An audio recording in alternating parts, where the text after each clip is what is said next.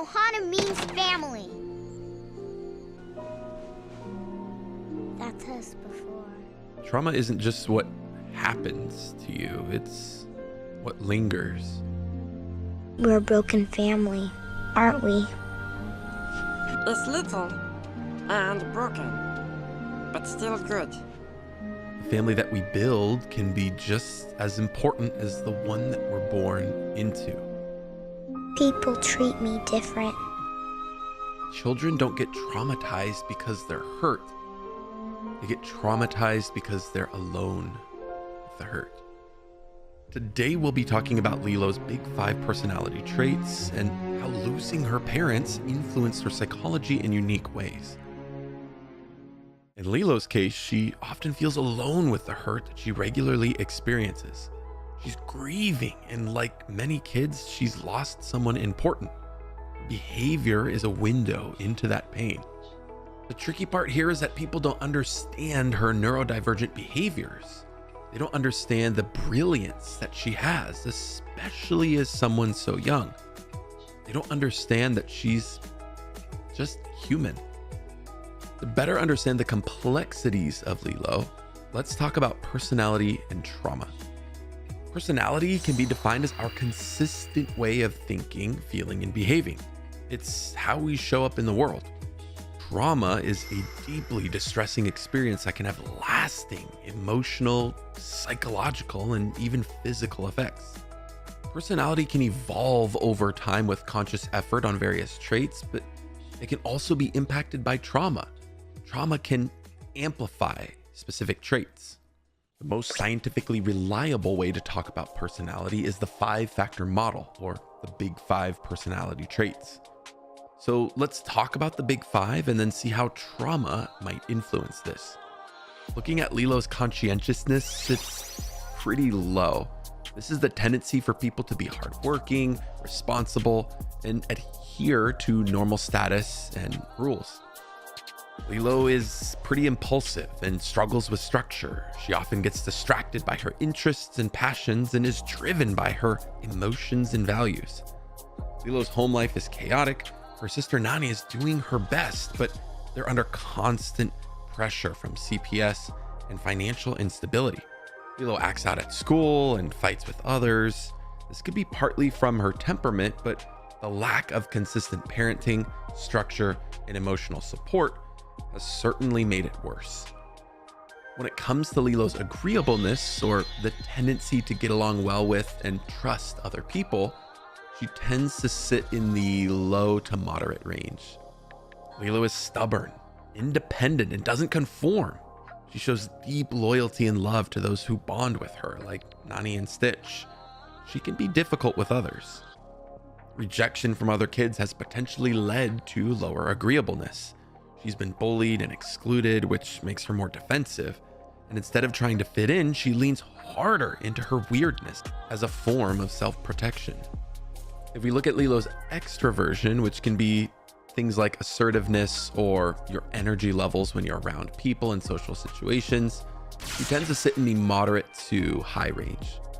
Lilo is pretty enthusiastic and enjoys interacting with loved ones, but she does often isolate herself and struggles socially with peers. Regarding neuroticism, or one's emotional instability with negative feelings towards things like anxiety, depression, etc., Lilo sits pretty high. She's emotionally intense and she's sensitive to rejection.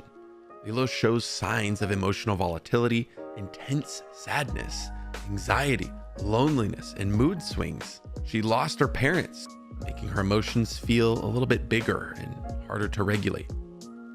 In Lilo's case, if we look at her openness, or how imaginative, creative, and open-minded a person might be, she tends to sit a little higher on that scale.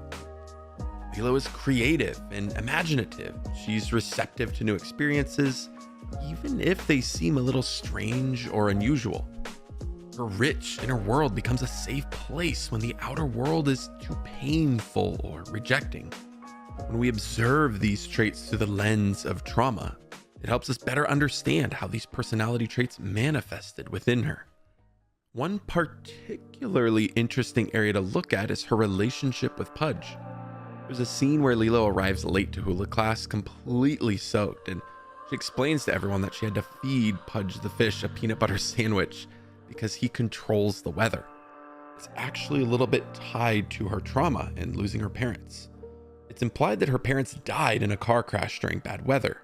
Because of this, she associates storms with tragedy. Young children, especially those who have experienced loss, sometimes engage in magical thinking, believing they can control it to prevent bad events through rituals. Lilo believes feeding Pudge the Fish will keep the weather calm, preventing another tragedy. Some interpretations suggest that Lilo might have missed or forgotten to feed Pudge the day that her parents died. If she really believes that Pudge controls the weather, she might subconsciously blame herself for not preventing the storm that caused the accident. Feeding Pudge is one of the few things that she feels she can control. Most viewers, especially those who have experienced trauma, neurodivergence, or childhood loss, recognize Lilo's need for control and how it manifests in this scene. Lilo is a deeply relatable character because she struggles with something that countless people struggle with all around the world: a sense of belonging. She wants love, relationships, a complete whole family. And if we look at Maslow's hierarchy of needs, in the world of psychology, she tends to sit in this level for most of the movie, looking for those belonging needs. What's the core hole in her life? Connection. She's desperate for someone who sees and accepts her weird, wild self. When Stitch arrives, he's broken too, and the mutual brokenness forms a bond. Through him, Lilo gets a taste of love and belonging and a genuine sense that this feels very real. This is the very thing that she's been missing. And that's why we root for her. That's why she's so relatable. Because we all have felt that sense at some point in our lives that maybe we just didn't belong. Lilo showed us that amazing families can be chosen and not just given. She reminded us that being little and broken doesn't mean any less good. It makes you human. Because sometimes the most powerful kind of healing doesn't come from fixing the broken pieces. It comes from being seen, loved, and accepted exactly as you are.